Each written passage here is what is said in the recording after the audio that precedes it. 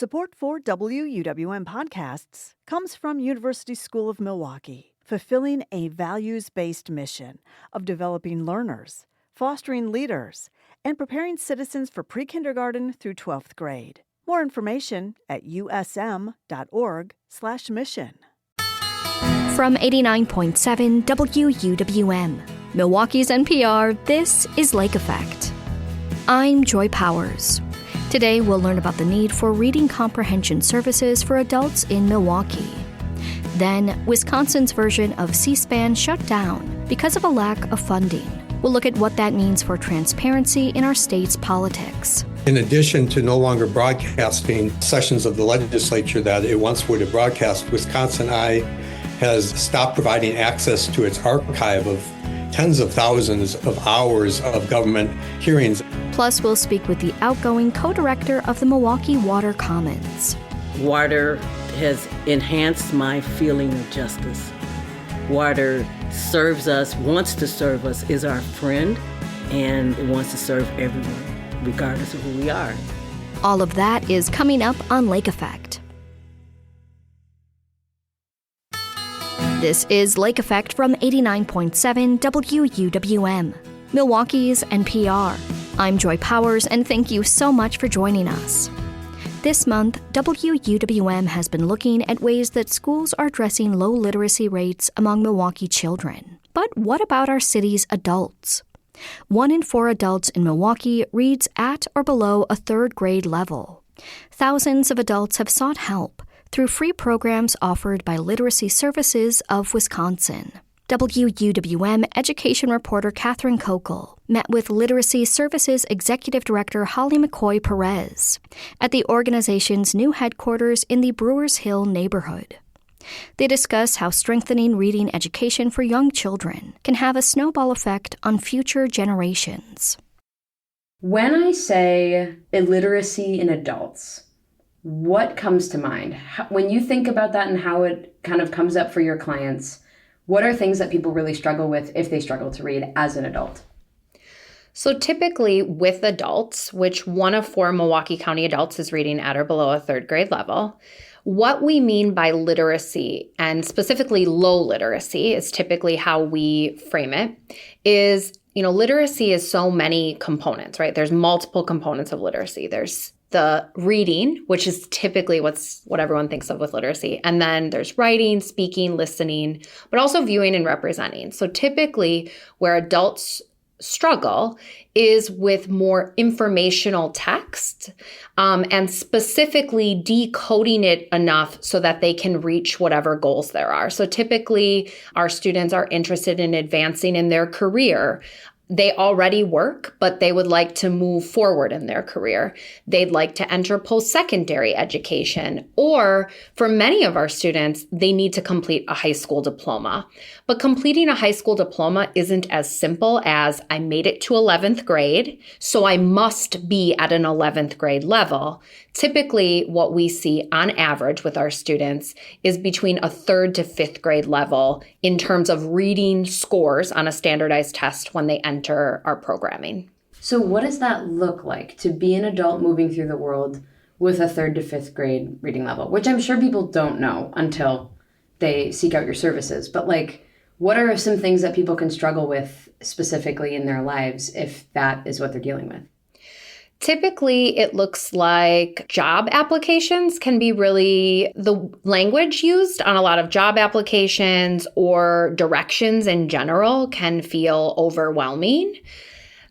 Doing tasks that require a lot of paperwork or multi-step processes can be really overwhelming. A lot of times students will, rather than just saying, hey, I'm struggling to read this, because there's obviously a stigma attached to that, they might say something like, oh, I forgot my glasses. Can you help me, look at what this says? But even, ordering something off of a menu. Bus is a little bit easier now because there's the app and it just tells you how far you are and how to walk. But at one time, just navigating a transit schedule. So it's some things that we just kind of do day to day that we don't think much about. Those are the things that can become a struggle and can really make people sort of retreat or feel fearful to seek out the appropriate help. Yeah. And I wanted to talk about that because I've talked to teachers about talking to now 4th graders, 6th graders, and 10th graders about being self-conscious about their reading. And all of those teachers say, yep, you have to be really careful because this is something people are very nervous about talking about. They're embarrassed about it. And those are children. So I wonder if you could talk a little bit about the stigma / the feelings that come up for people when they realize that this is part of their life.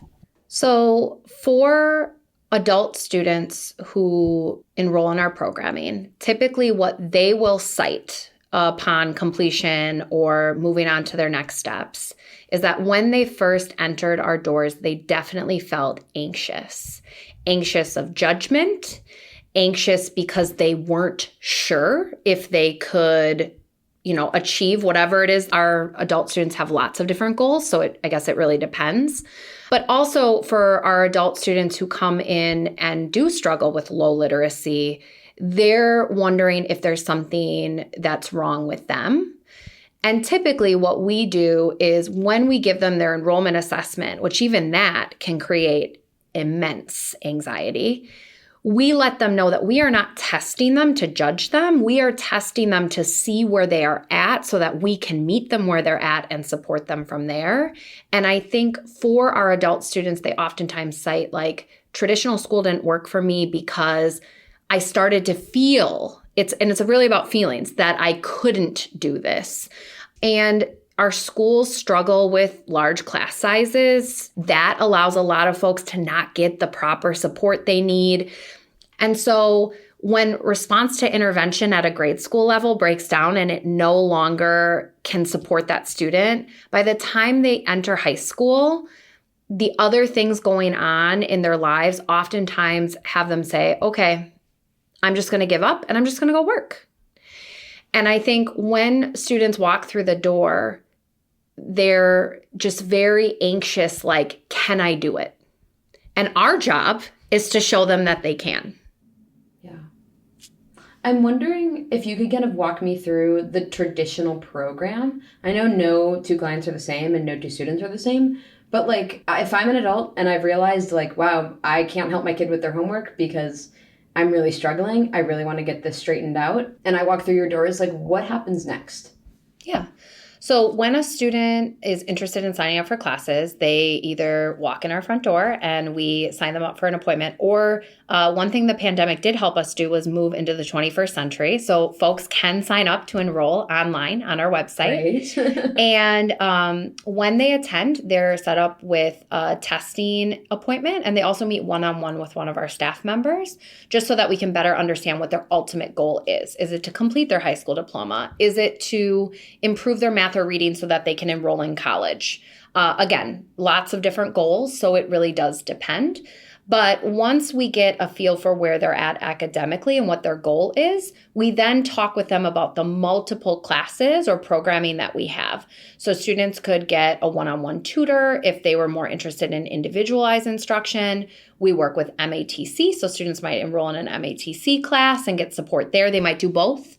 We also have classes that are literacy services staff-led, so lots of programming. I mean, typically on any given week, this particular location will see anywhere from 400 to 500 students. So there's always something very actively going on. And then we also walk students through how either enrolling in that class will get them to the next point in their academic journey, or what we can help support them with after they complete whatever it is their goal is. And for some students, they're in our programming for 6 months. Some of our students are here for a year and a half. I would say on average, our students are here for about a year and a half. And most of our students, if they're looking to complete their high school diploma, likely left high school during their 10th grade year. Interesting. Why specifically 10th grade? I don't know. That's just what the data. So when students enroll, we collect data on where they went to school, what school, how many schools did they go to, and then also what the last grade completed was. So typically after 10th grade is when we see a lot of our students. Yeah, interesting. Do you have anything that we didn't talk about? I mean, we didn't talk about a lot that Literacy Services does, but anything that we didn't talk about that you think is important for the story or for people to know? When we educate parents, we educate children. And I just want to emphasize, I think, the importance of thinking about learning from a generational approach. And I truly think that we have a lot of the foundation of what we need. We just need to work together better. Yeah. And I think everything is very siloed. And I think that that's good. But I'd love to see more programs that are inclusive and also think more about how information is presented specifically to parents. Even knowing that, some parents struggle with literacy, I think it would be interesting to see more parent-driven materials or flyers or events that are thoughtful around the language used and the way in which we invite parents in. Holly McCoy Perez is the Executive Director of Literacy Services of Wisconsin, which provides free reading programs for adults. She spoke with WUWM education reporter Katherine Kokel for her series on literacy called Turning the Page, Teaching Milwaukee to Read.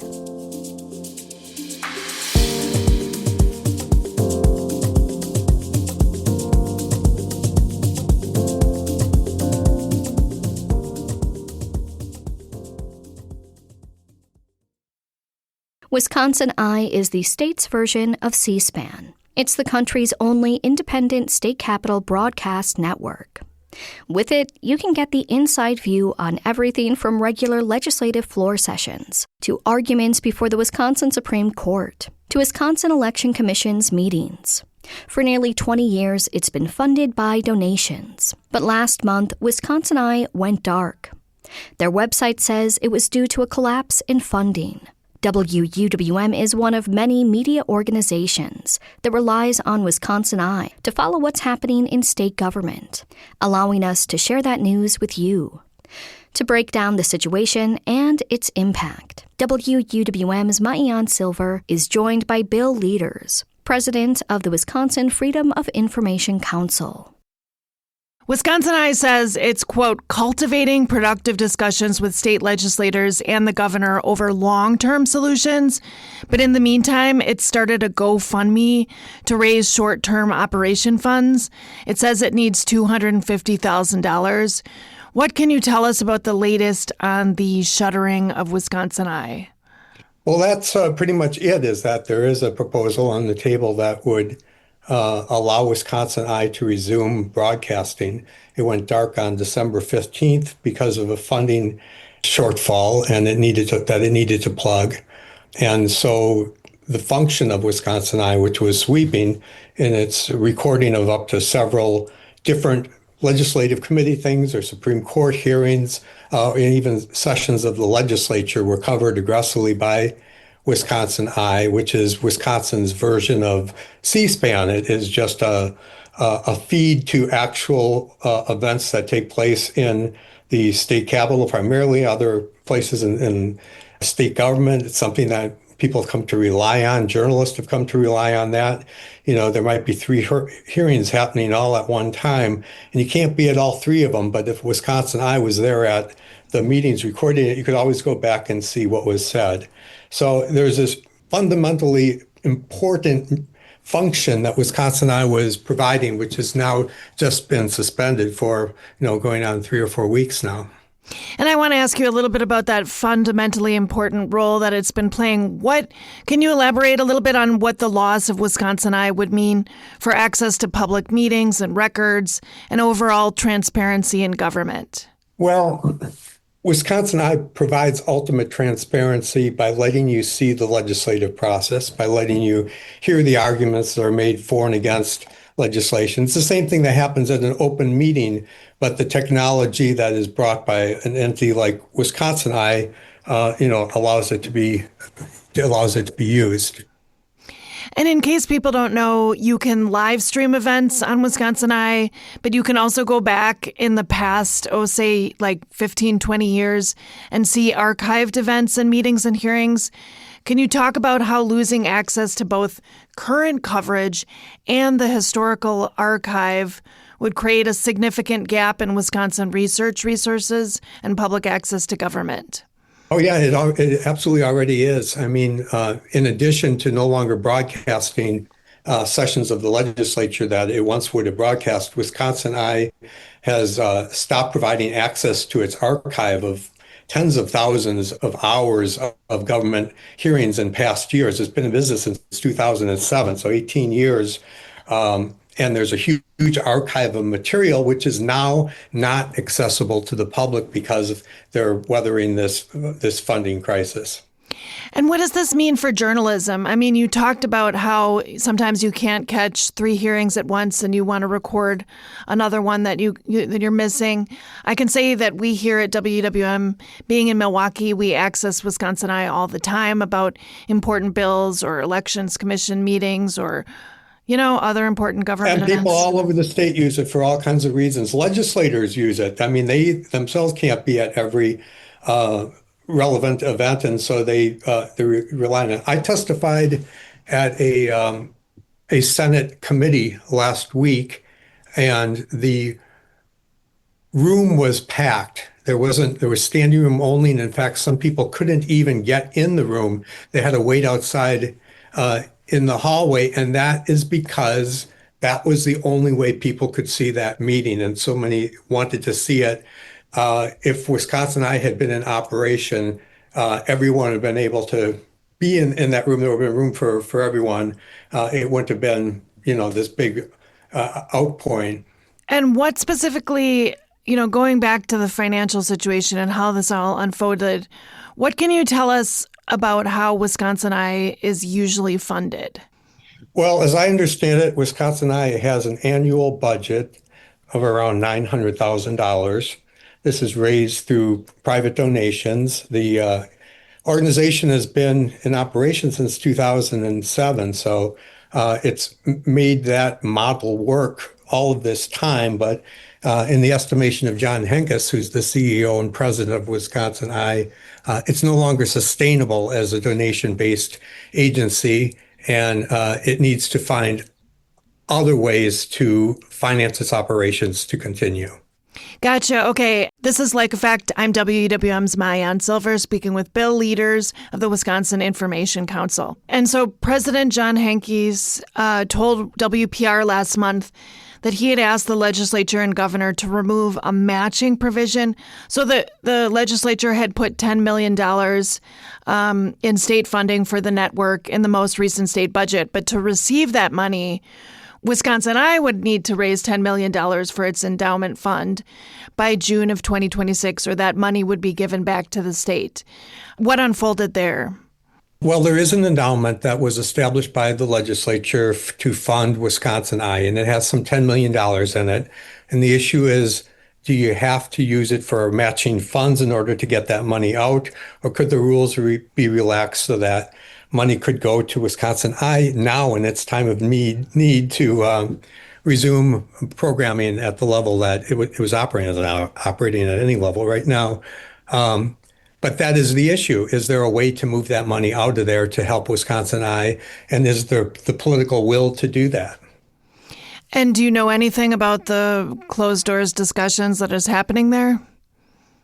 Well, there aren't any closed doors discussions that I'm aware of. There was a very disturbing thing that did happen with regard to this issue of WisconsinEye not being there, and that is that the legislature, the legislative leadership, Republican leadership, has begun enforcing a rule against ordinary citizens who come to these public legislative meetings and want to record it with a video or with a handheld recorder even. It is denying them the ability to do that, citing some rules that it had on its book, but were rarely, if ever, enforced. And so at a time when the importance of having access to WisconsinEye has never been greater, they're making it much, much harder for ordinary citizens to have a record of a proceeding that's taking place often in their state capital and on their dime.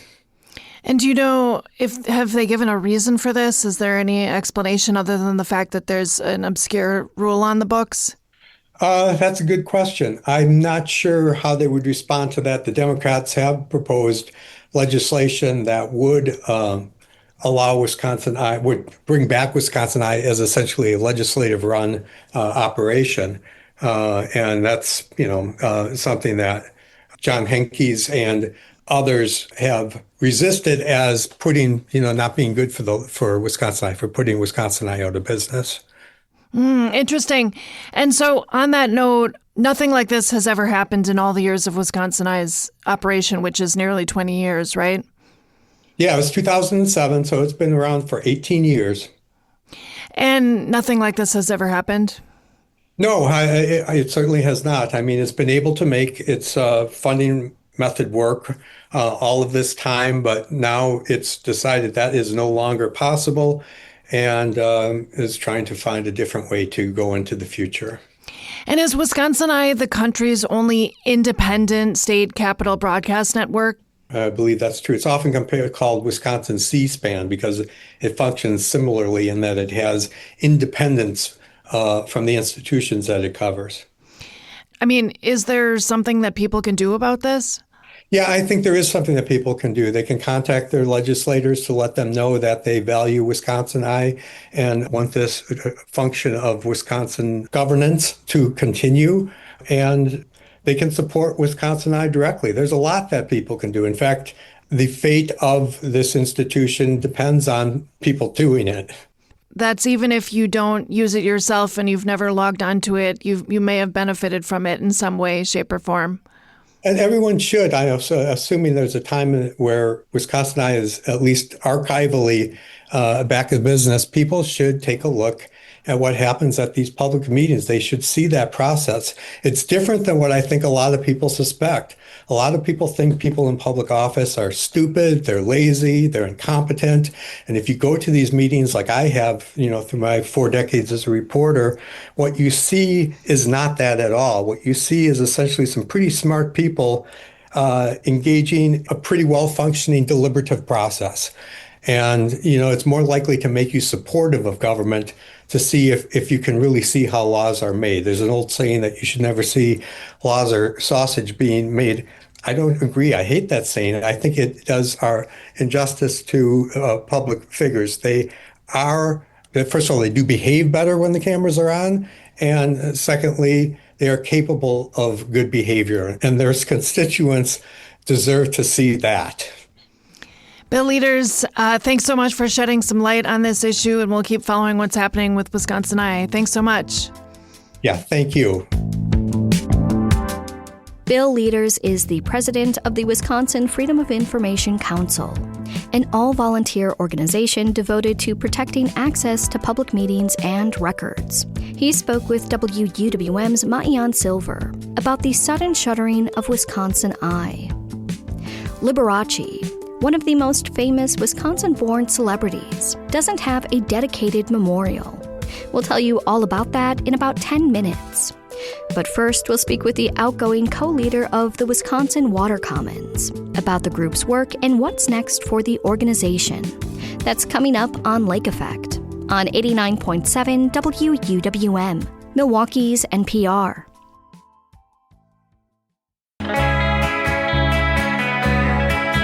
You're listening to Lake Effect on 89.7 WUWM. I'm Joy Powers. After a decade of co-leading Milwaukee Water Commons, Brenda Coley is passing the baton. The organization started with community conversations in a church basement on the city's north side. The group wanted to connect the community to our local water sources, with an emphasis on environmental justice. Coley joins WUWM's Susan Bentz to reflect on her tenure, along with Coley's co-executive director, Kirsten Shedd. What were your thoughts coming into this job and co-leading Milwaukee Water Commons? Kind of a funny, kind of quirky story. I don't know if I should tell it. But anyway, I came in, I walked in, and I felt that really what they wanted was community engagement to really connect them with the Black community, to work in the Black community around this issue. I didn't know anything about environmentalism. Only the things that I had done in my own behavior, my own self, to try to help the planet, but not much. I wasn't conscious of it. So I walked in, and I could tell they didn't need me to connect them with Black people. And it was very interesting because then I knew that I could go to the next level. But I didn't think I was going to get hired because I turned in my application late. I was really nonchalant about it. I remember they asked me, what was my water story, and which is a really a middle class white kind of statement to ask, because most people of color don't have a water, because they're on top of the water and not in the water. Then that's what you all are talking about when you say, what did you do in the water, right? So, and I had none, and I said I drink it. I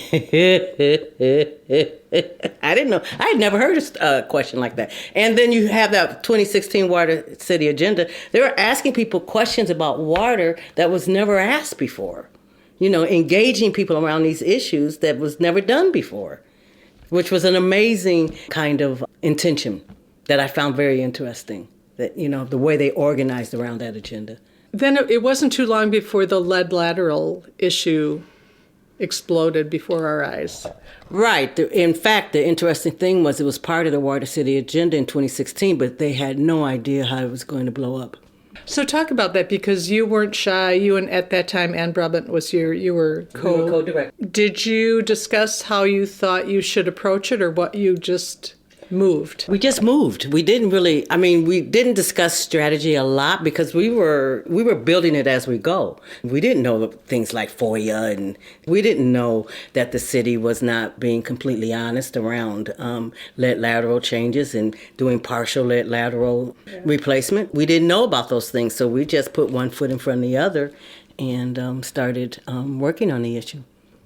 Creating some buzz, We discovered there was no safe level of lead. We didn't know that beforehand. And so we discovered that and knew then that we had to really move on that. What we did do was, one of the things that I wanted us to do, though, and there were lots of pushes and pulls, and you have to be careful about that, is that when we started talking about lead in water, people wanted us to talk about lead everywhere. And I said, that's not in our wheelhouse. We want to stick with water. It's important that it's in food from dirt. It's important that it's in paint, but our lane is water. We started having community meetings, right? Drawing people together, health officials, funders, all kinds of folks to really sound the alarm, around this issue. But, I always say just because you can do something doesn't mean you should do it. And as the community started to respond, more grassroots organizations or groupings came together. Coal became a big thing. And I said we should move out of that and let the folks who are affected work on that issue. We'll be supportive. We still worked with coal. We were on their committees, but they should be the leaders. I've been struck through the years about different ways of what you said at the onset of our conversation, which is it's important that all Milwaukeeans feel welcome and part of our waters, our rivers and Lake Michigan that we share. How are we doing on that? I think we're more aware of the issue, of that as a goal. I think more and more people are using that as a goal in their work that they're doing. We all know that it's necessary. And we've made some progress, but there's so much more to make. So would the We Are Water annual event be key to the successes you have had, or the growth that you've seen in more people feeling welcome? So we can't assume everyone knows that event. So last year was your 10th. Right. So talk a little about its evolution. I think in the beginning, Kirsten can really speak to that better than I can, but it's really the same what we're trying to do. It was always a celebration of water. It had some spiritual connotations to that. And I think that we come to know and believe and say that every culture has a water story. We want to celebrate all those water stories. So it was our signature program. It was our multicultural, multiracial event, and I've had people tell me, yeah, I heard you all over there, and I saw you guys over there, and it was really amazing because it was a place where it was multiracial, and you don't see multiracial gatherings in Milwaukee at the beach, at the lakefront. It was modeling what we could do, what we can do. Many cultures, not just one, and that I think we had one event where we had people speaking in different languages and not doing interpretation, so that we decentered English in that, and other people were speaking their language and talking their water story. And that was an amazing situation. Good for us to see what that feels like, what immigrants go through. So, Kirsten, reflecting on your time together, first as a volunteer and then co-leading the organization, what's top of mind for you at this point in the evolving scene? I mean, environmental justice is on my mind, and I think on the mind of Milwaukeeans. We're standing firm and continuing to lead in that space. And I think that, we just had a retirement party for Brenda that was celebrating and honoring her leadership and all the work she's done across sectors. And I feel like it also felt like a launch into the new year, bringing the band back together, right? I think it's to continue to build on the work we've done. I mean, we've laid a lot of really good groundwork, I think, as Milwaukee Water Commons and with our allies and our peers. And the threat is really intense. And that looks like white allies like me standing in solidarity with people of color and their priorities and goals. And us continuing to kind of stretch what our normal is and to build our cohort of people that are going to stand with us to really make Milwaukee a water-centric city that's for all of us. So dig into those threats. I mean, the federal government doesn't want us to say anything that has to do with race or inclusion or people of color or minorities or women or, people that don't speak English. And we, as a city like Milwaukee, that's not going to fly here. Whiteness is not going to solve this. And so I think that's what it really looks like, is how do we keep that intentionally anti-racist, multiracial, multicultural core to our work that has not only been the right thing to do, but has been the reason why we have great innovative ideas. And that Milwaukee was one of the cities that put lead advocacy on the map. A lot of folks followed our lead. And I think that was because we were really working from a multiracial coalition to come up with ideas and creative strategies. And so I think, there's a whole bunch of buzz around the top, but when you dig right down to it, this is about who is leading in the movement, and are we willing to honor and acknowledge those voices and align with them? One of the things that I remember from the early days when we decided that water belongs to everyone and no one, and that everyone gets to share in the benefits of that water, right? So that was, and what that meant in our city was making sure, of course, that people of color not only were welcomed and at the lakefront and felt at home or, around any of our water, but also that they got the economic benefit of the water too. And that was something that was not talked about until we started insisting that the institutions that provide water services also provide jobs to people of color in the city. And we've been working with the institutions around that issue, for the past 8 or 9 years. And though it's not easy, it's just the status quo is tough. It's tough to break. So how are you breaking it? Well, we're in partnership with MMSD and Waterworks, talking about what it will take, what procedures do we have to take in order for folks to be able to get these jobs. I remember one of the first things that happened was we were able to, along with MMSD, and it's something that they wanted to do at the time, was really take off the provision around if you had been in prison, then you couldn't work. That was one of the first things that they did to, that barrier. If you had served your time, then you served your time and you could work here. I'll add that, we partner with our institutions because we need to, and we advocate and we push on them. And I think that's our role as a community-based organization. And so we can't just have good feelings or good intentions. We need just policy. And we know the pressure right now from the federal administration is to pull back any policy that seems like it is giving any equitable treatment to anyone besides white men. I've been thinking a lot lately about this thing where we can have policy but without power.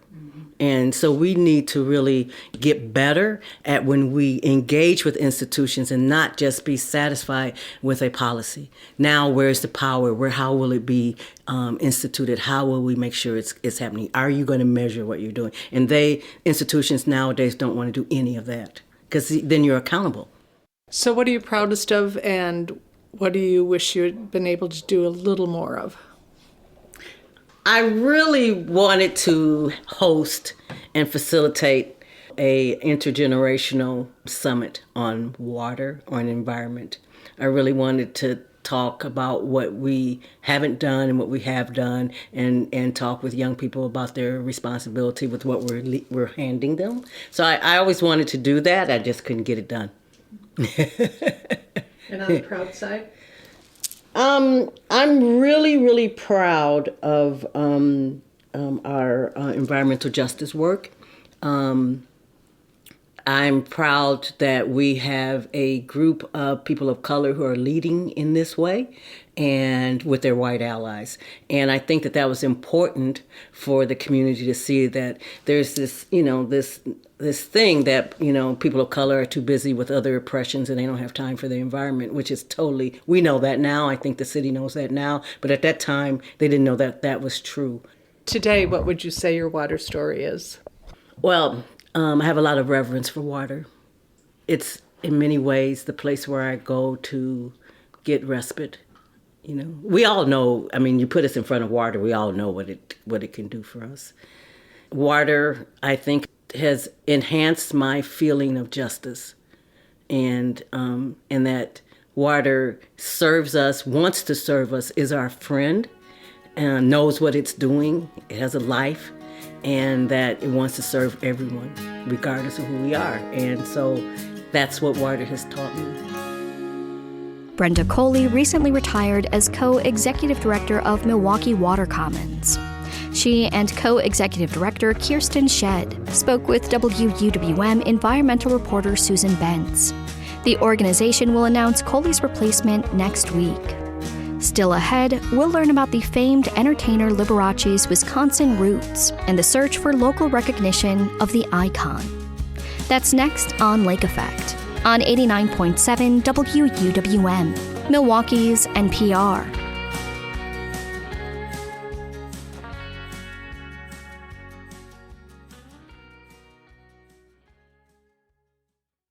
This is Lake Effect on 89.7 WUWM. I'm Joy Powers. Liberace is arguably one of Wisconsin's most famous sons. He was a pianist, singer, and television pioneer. At the height of his career from the 1950s to the 1970s, Liberace was the highest-paid entertainer in the world. Yet there's no monument, or even a plaque, dedicated to his memory in his hometown, West Allis. Writer Tom Kirscher researched Liberace's legacy in Wisconsin for Milwaukee Magazine. He joins me to share what he found. So Liberace is one of those names, kind of like Houdini or Madonna, people whose fame has really propelled them into another echelon of fame. And yet, I've been surprised to learn there are a lot of mostly younger people who don't really know much about Liberace. How would you describe him for people who are unaware of his work? Mm-hmm. Liberace was really kind of a singular figure in the sense that he did a couple things that no other performer had done to that point, back to the 50s, let's say. First of all, he combined classical music with popular music. He was a pianist and somewhat of a singer.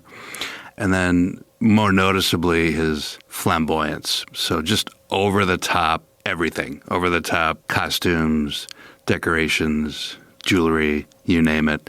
And at that point in time, he was doing something other performers had not done and paving the way for people maybe like David Bowie or Lady Gaga. Yeah. Sure.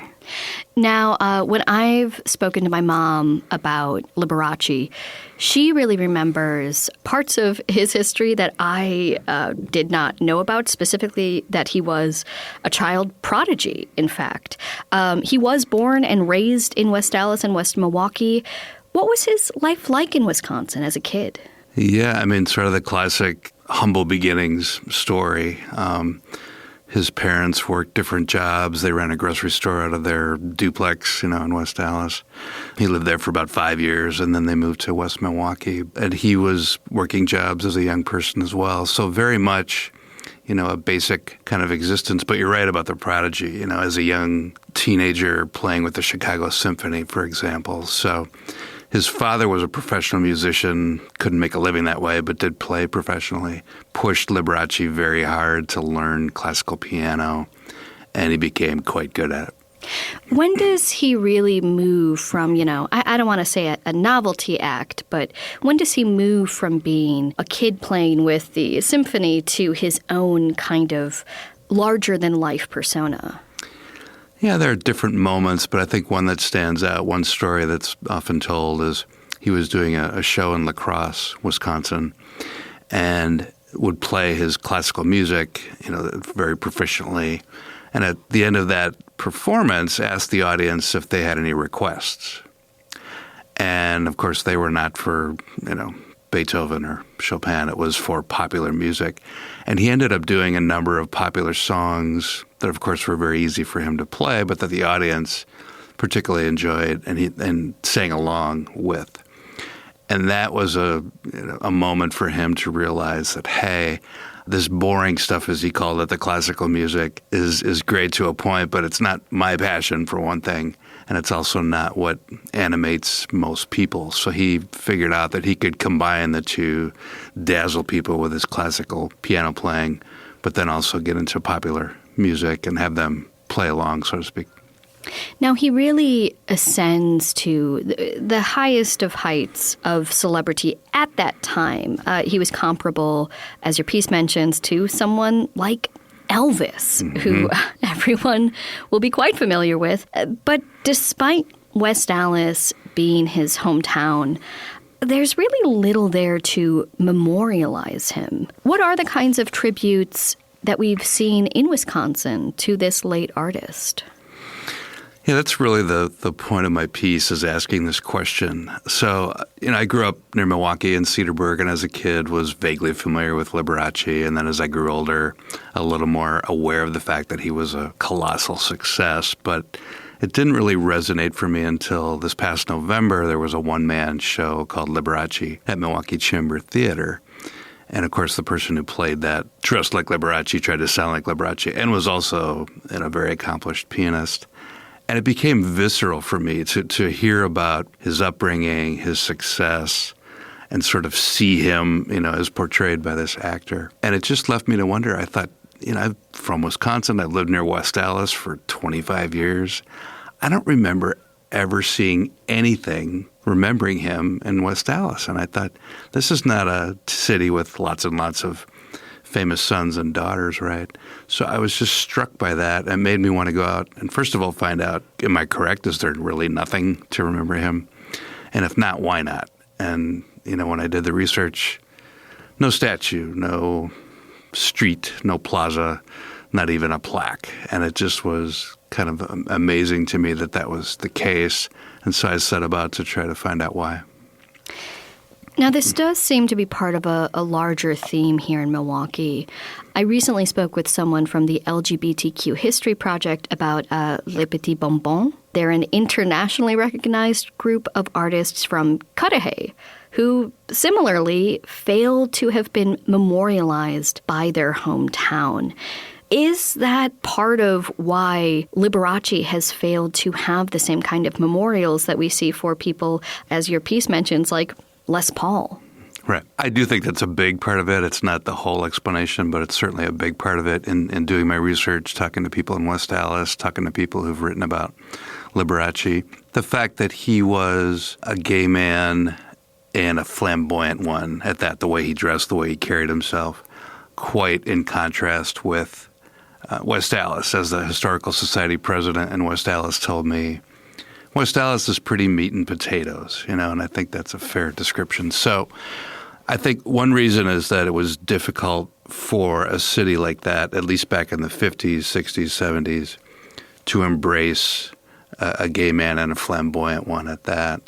But there's some other factors, too. He did not have a long-time partner, a spouse who maybe would have picked up the mantle on this and to create some sort of memorial, did not have children.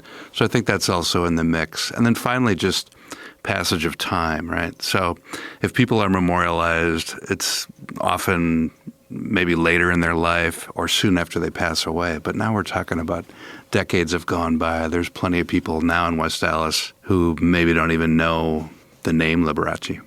Mm. Now, it's my understanding that Liberace wasn't openly gay, at least for much of his career. But at the same time, that was kind of a central theme where many women fans especially were like, oh, Liberace can't be gay. There were some real anomalies. I think the biggest part of his audience, of his fan base, were middle-aged and older women and just adored this sweet, gentle, polite, happy young man, and didn't entertain the thought or couldn't imagine that he was gay. And he went to great lengths. Here's a guy who had such amazing success, 2 stars on the Hollywood Walk of Fame, not just one. 30 million people watching his TV show every week, 6 gold records, on and on and on. Highest paid entertainer in the world at one point in his career. So he was, very motivated to protect all of that and, further his career. And so he was very private about his homosexuality and went to the point of denying that he was gay, was engaged to women, I believe, 3 different times, never got married. Ironically, there was a British newspaper that wrote about him and stated or strongly implied that he was gay. He sued and won for defamation. Now, normally you don't win a defamation suit if what was printed is true. But in that case, he had carried himself in such a way and had always denied being gay that was the image that lasted until near his death. He did contract AIDS and die, and eventually at that point it became public information that he was, in fact, gay. Yeah. For a man who went to such lengths to ensure at least an element of privacy in his sexual life, it's a bit of a tragic irony that he would die in a way that so many people felt proved that he was gay. And that may be part two of Why No Memorial. So it wasn't, he's homosexual man, flamboyant, dies of AIDS at a time when that, was terrifying the nation, the world, understandably so. And so a lot of stigma attached to that. It's not to say he didn't have relationships with men. He did, and there was one that, fell apart and ended up, the 2 of them were estranged, and some of the rumors that came out, were a result of that. So, yeah, he really did have to fight very hard. But amazingly, when you think compared to the way things are today, was largely successful in keeping all of that private until the very end. Yeah. Now, there is, for people who've been to West Milwaukee, there's an auditorium named after Liberace. Are there any current efforts to memorialize him in other ways in either West Milwaukee, West Dallas, or the Milwaukee area more generally? And that was another thing that surprised me about the lack of recognition of him in West Dallas. Normally smaller communities are happy to embrace someone who was born in their town, even if they only lived there maybe 10 minutes, But it struck me that West Milwaukee, which is only a few thousand people, whereas West Dallas is 60,000, West Milwaukee decided we're going to do something, and they named the school auditorium after him. A pretty significant thing, and even maybe people who've driven by it have mentioned to me, oh yeah, I've seen that auditorium. So there's at least some awareness. But, I started reporting on this story in December, and along the way was trying to keep tabs on, is there any effort in West Dallas to name something for him? And I want to be clear that this is not a crusade on my part. This is me asking a question as a curious journalist. Why is there no memory of him? In February, the city put out a sort of semi-formal survey of residents to what should we name a street after, and I think they came up with maybe a dozen suggestions, and Liberace was one of them, but he didn't make the list of finalists. So I'm aware of no efforts now to name anything for him.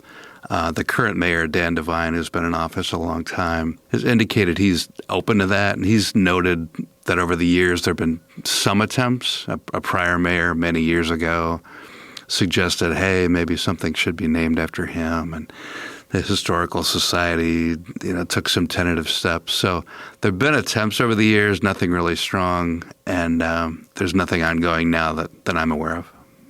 You would imagine with a last name like Devine, he might be pretty amenable to that. Yeah, I think he's open to the idea. He's certainly not looking to, from what I could tell, take the lead on something like this. But he, talked about the value in being able, if something like that were created, some kind of memorial, the value of being able to teach residents. I mean, there's not even anything in the West Dallas School District curriculum that mentions Liberace. It's just amazing.